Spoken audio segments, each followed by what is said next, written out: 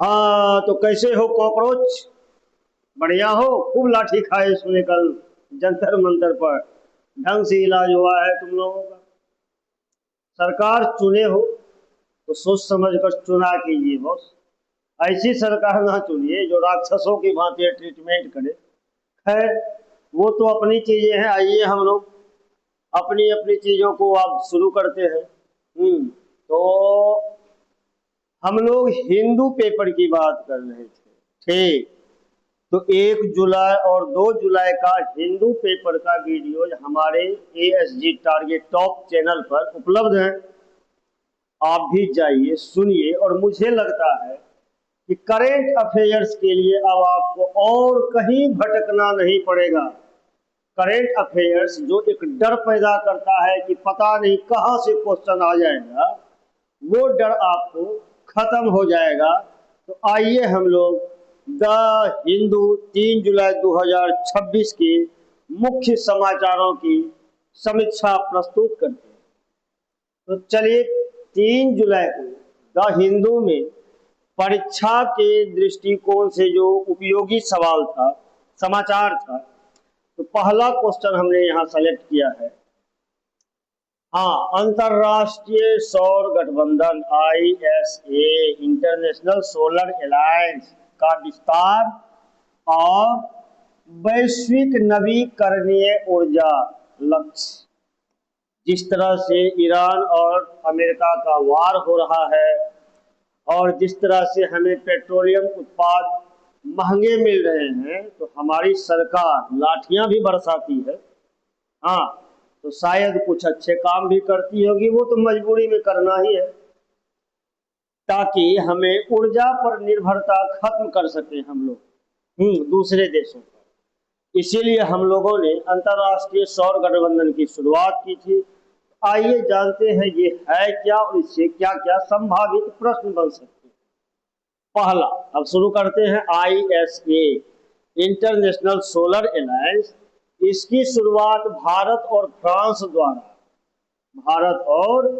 France द्वारा संयुक्त रूप से 2015 में COP21 यानी पेरिस समझौता के दौरान की गई थी।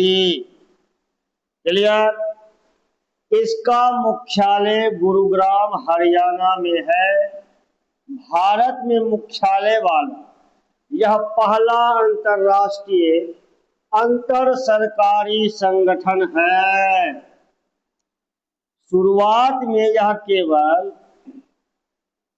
कर्क और मकर रेखा के बीच स्थित सूर्य ऊर्जा संपन्न देशों यानी सूर्य पुत्रा, जिसको क्या कहा गया, सूर्य पुत्र। किसी यहां से भी क्वेश्चन आ सकता है कि सूर्य पुत्र कौन है, तो कर्क और मकर रेखा के बीच स्थित सूर्य ऊर्जा संपन्न देशों को सूर्य पुत्र कहा गया। लेकिन अब संयुक्त राष्ट्र के सभी देश इसमें शामिल हैं। किसमें? अंतरराष्ट्रीय सौर गठबंधन में। अब इसका आगे देखते हैं। अफ्रीका और लैटिन अमेरिका के कुछ और देशों द्वारा भी इस संधि पर हस्ताक्षर हुआ और भारत ने सौर ग्रिडों के एकीकरण के लिए वन सन, वन वर्ल्ड और वन ग्रिड OSOWOG पहल में निवेश बढ़ाने की घोषणा की है। ठीक है, तो ये हो गया अंतरराष्ट्रीय सौर गठबंधन से जुड़ी हुई प्रमुख चीजें। अब इसका हम लोग यह देखेंगे कि सौर गठबंधन जो है इसका संवैधानिक दृष्टिकोण क्या है। तो आइए हम लोग आगे बात करते हैं। अनुच्छेद 51 का, जो कि नीति निदेशक तत्व यानी DPSP में शामिल है, अंतरराष्ट्रीय शांति, सुरक्षा और राष्ट्रों के बीच संबंधों को बढ़ावा देने की बात इसमें कही गई है अनुच्छेद 51 में। ISA वैश्विक मंच पर जलवायु कूटनीति यानी क्लाइमेट डिप्लोमेसी में भारत के संवैधानिक नेतृत्व को दर्शाता है। ठीक, तो अंतरराष्ट्रीय शांति सुरक्षा से संबंधित उपबंध किस अनुच्छेद में है? अनुच्छेद 51 में है। अब पूछता है अनुच्छेद 48 का ए, राज्य पर्यावरण के संरक्षण और संवर्धन का प्रयास करेगा। किस अनुच्छेद में है? अनुच्छेद 48 के ए। इसीलिए पर्यावरण के संरक्षण और संवर्धन को ध्यान में रखते हुए इंटरनेशनल सोलर अलायंस की स्थापना की गई। अब नीति आयोग का इस पर क्या रुख है? नीति आयोग के नेट जीरो 2070 और ऊर्जा सुरक्षा के विजन के अनुसार भारत को अपनी 50% से अधिक बिजली क्षमता गैर जीवाश्म स्रोतों से हासिल करनी है। आयोग का सुझाव है कि सौर ऊर्जा के घरेलू विनिर्माण को बढ़ावा देने के लिए सीमा शुल्क रणनीतियों को मजबूत किया जाए। अब योजनागत मूल्यांकन प्लानिंग में इसको हम कैसे शामिल करें? तो प्रधानमंत्री कुसुम योजना, PM कुसुम योजना और PM सूर्य घर मुफ्त बिजली योजना के माध्यम से घरेलू स्तर पर सौर ऊर्जा का विस्तार तो हो रहा है, लेकिन सौर पैनलों के लिए आवश्यक दुर्लभ पृथ्वी तत्वों रेयर अर्थ मटेरियल एलिमेंट्स और लिथियम के आयात पर चीन पर अत्यधिक निर्भरता एक बड़ा नीतिगत और रणनीतिक अंतर है। ठीक है, तो अगर हम लोग वैकल्पिक ऊर्जा स्रोत में आगे बढ़ते हैं तो हमें दुर्लभ पृथ्वी तत्व रेयर अर्थ एलिमेंट पर फोकस करना होगा और लिथियम पर फोकस करना होगा। इसके लिए अभी भारत सरकार चीन पर अत्यधिक निर्भर है।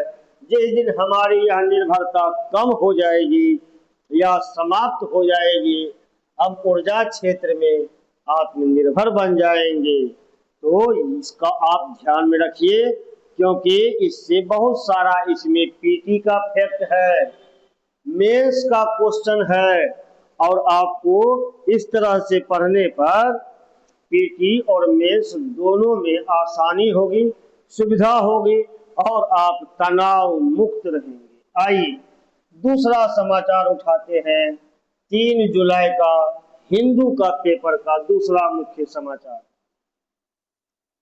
ठीक, गहन समुद्री खनन, डीप सी माइनिंग और अंतरराष्ट्रीय समुद्री तल।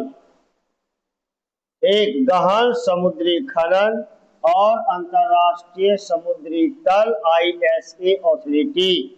अब देखते हैं इस बार ऐसा क्या है। International seabed authority, international seabed authority को इस बार भी लिखा जा सकता है इंटरनेशनल सीबेड अथॉरिटी या इंटरनेशनल सीबेड अथॉरिटी। ओके, यह संयुक्त राष्ट्र समुद्री कानून अभिसमय UN क्लॉज के तहत स्थापित एक स्वायत्त अंतरराष्ट्रीय संस्था है जिसका मुख्यालय किंगस्टन में है। कहाँ है किंगस्टन? तो जमैका का कैपिटल है। यह पूछ सकता है, बिल्कुल नया ऑर्गेनाइजेशन है, पूछेगा। यह अंतरराष्ट्रीय समुद्र तल के क्षेत्र में खनिज संबंधी सभी गतिविधियों को नियंत्रित करती है। ओके, अब आता है पॉलीमेटैलिक नोड्यूल्स। ये क्या है? पॉलीमेटैलिक नोड्यूल्स कहता है गहरे समुद्र के तल, एबाइसल प्लेन्स जिसको कहते हैं ज्योग्राफिकल लैंग्वेज में, पाए जाने वाले आलू के आकार के चट्टानी टुकड़े। किसके आकार के? आलू के आकार के चट्टानी टुकड़े होते हैं, जिनमें मैंगनीज, निकेल, कोबाल्ट, तांबा और लोहा प्रचुर मात्रा में होता है।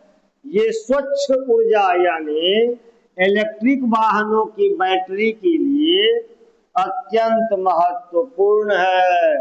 तो बताइए कि ये समाचार इम्पोर्टेंट है या नहीं है।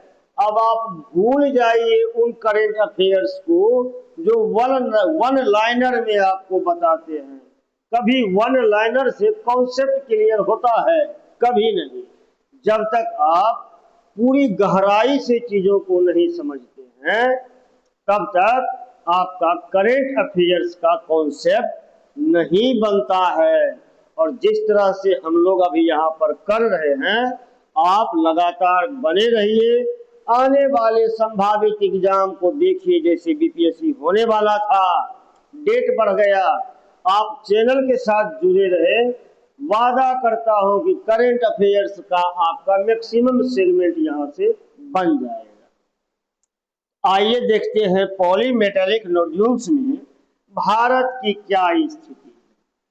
भारत की स्थिति तो वैसे बहुत बुरी है बॉस, फिर भी हमें परीक्षा पास करना है, अपने भविष्य को संवारना है।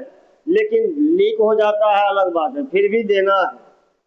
भारत को हिंद महासागर की central Indian ocean basin CIOB में 75,000 वर्ग किलोमीटर क्षेत्र में इन नोड्यूल्स के अन्वेषण का विशेष अधिकार मिला हुआ है।